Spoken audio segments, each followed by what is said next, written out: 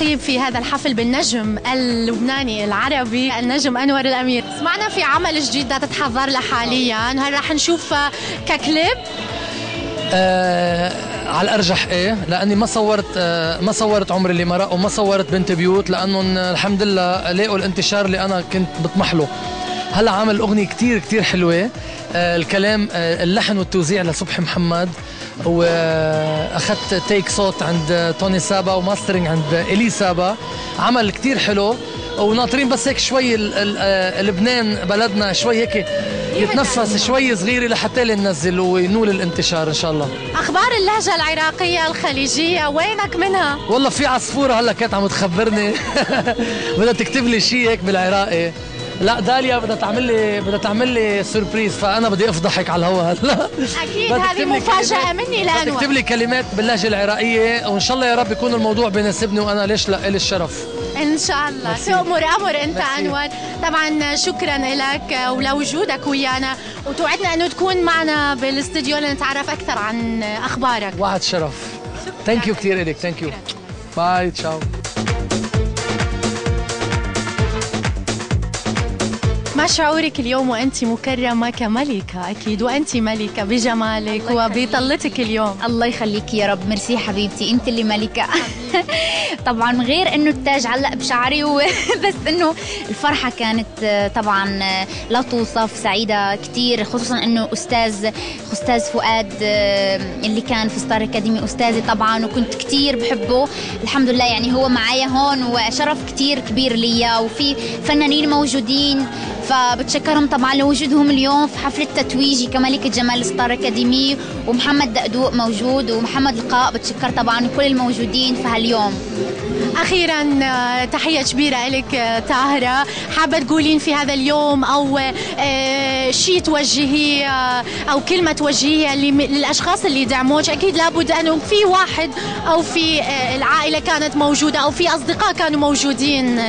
طبعا في أصدقاء موجودين معايا اليوم، بتشكر كل الناس اللي معايا، سواء بتتواصل معايا على التليفون وبتقول لي طاهرة شدي حيلك وكوني قوية وشرفي المغرب. نتمنى أني نكون شرفت بلدي المغرب وشرفت البلدان العربية كلها، ونتمنى أنه الجمهور يكون راضي على الأعمال اللي أنا كان أديها، سواء أنا كان أديها بنفسي أو هم اللي وصلوني أنه أنا أكون، سواء في حفلة التتويج أو حفلة الجائزة تبع الميما أوورد بمصر أو اليوم حفلة تتويج ملكة، هم اللي وصلوني لهذا الشيء. بتشكر الجمهور المغربي والعربي، وبتشكركم طبعا بتوصلوا أخبارنا لكل الناس ولكل الجمهور لحتى يعرفنا ونتواصل معاهم. بدون الإعلام وبدونكم طبعا قناة السومرية ما كناش حنوصل للجمهور ويحبنا عن طريقكم. شكرا لك يا حبيبتي، عسل انت. اول شيء مساء الخير لكم، مساء الخير اكيد لكل اللي عم يشوفونا، مساء الخير لكل الصحفيين الموجودين معنا، ومساء الخير اكيد لقناتكم السومريه. تحيه كبيره لك واكيد مبروك. شبيرة لك. شبيرة.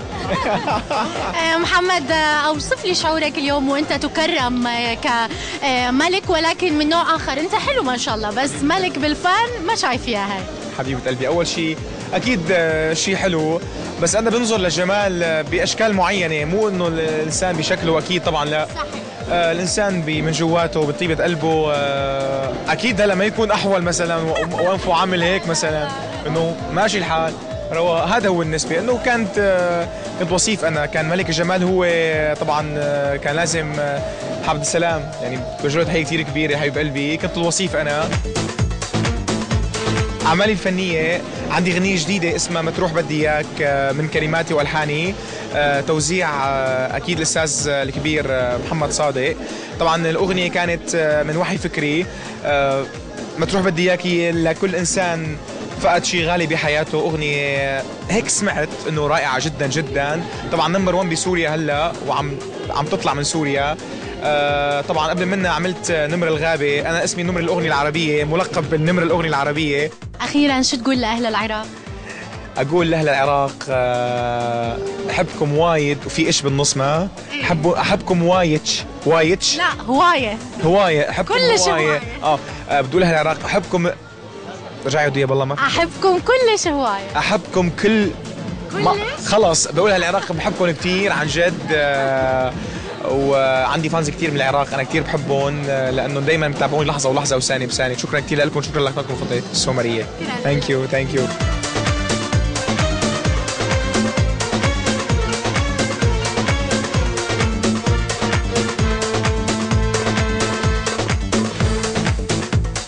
بداية محمد أكيد رجعة حلوة للوسط الفني من بعد أكيد غياب يمكن طويل، يعني نقدر نقول من بعد غياب عن الكليبات تحديدا، ونشوفك اليوم بعمل جديد توجه فيه يمكن رسالة حب أو إحساس نابع من قلبك إلى يمكن الأشخاص اللي نقول عليهم الحبيبة. خلينا نتكلم بداية عن الكليب.